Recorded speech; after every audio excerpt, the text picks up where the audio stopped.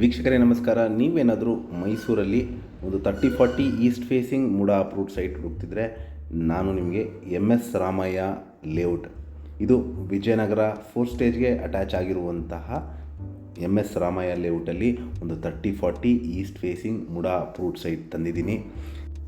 ಇಲ್ಲಿ ಮೂಲಭೂತ ಸೌಕರ್ಯಗಳಾದ ಕುಡಿಯೋ ನೀರಿನ ವ್ಯವಸ್ಥೆ, tar road, electricity, drainage facility ಆಗಿರುವಂತಹ ಮನೆ ಕಟ್ಟಲಿಕ್ಕೆ ಅಥವಾ ಇನ್ವೆಸ್ಟ್ಮೆಂಟ್ಗೆ ಸೂಕ್ತವಾಗಿರುವಂತಹ ಒಂದು 30-40 east facing MUDA approved site ಸೇಲ್ಗಿರುವಂಥದ್ದು.